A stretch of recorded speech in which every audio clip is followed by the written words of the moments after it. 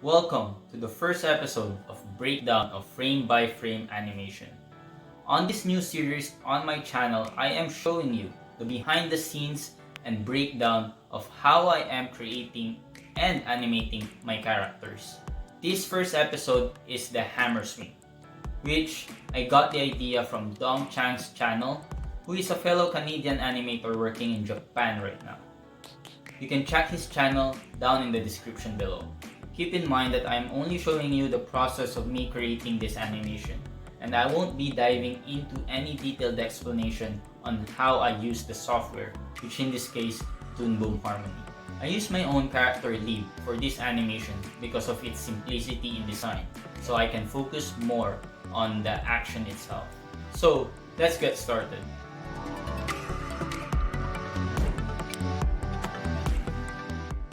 So the first drawing was a simple pose of him holding a hammer on the side.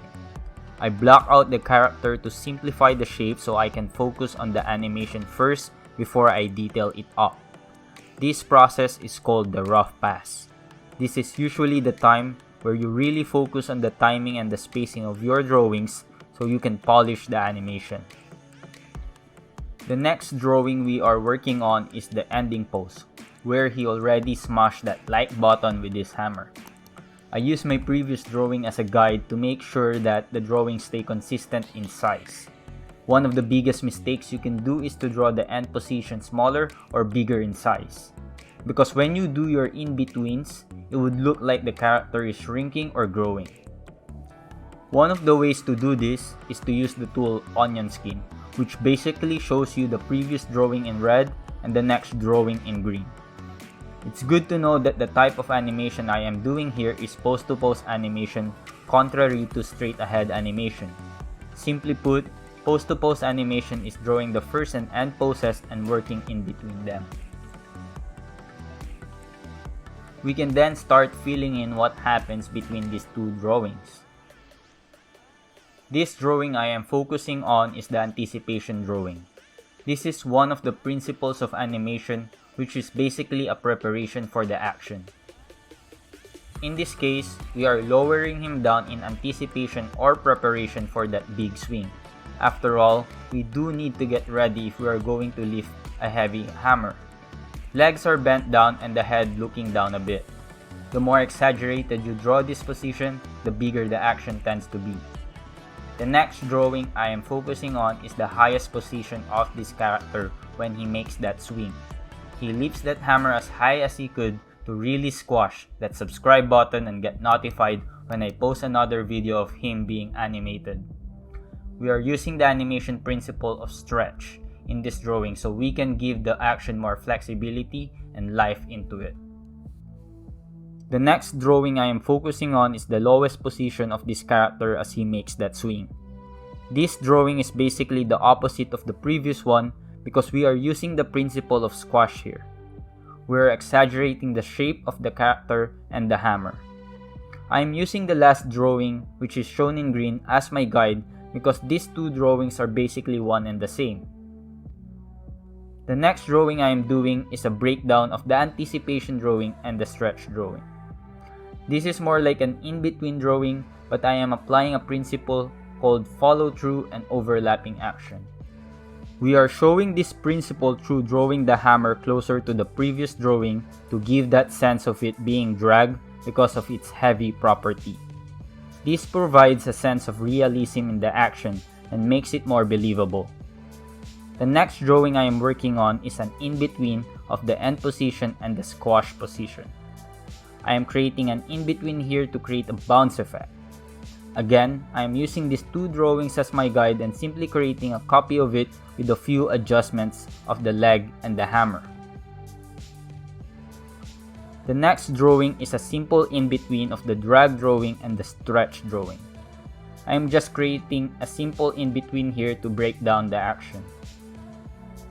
The next drawing I am working on is a breakdown of the squash and stretch. A drawing in between these two is essential because their spacing is pretty far away from each other. I am also creating an arc as a guide to place the hammer in the right position. This is another principle of animation that we need to always keep in mind because most action tends to follow an arc. The next step is to space these drawings in the timeline.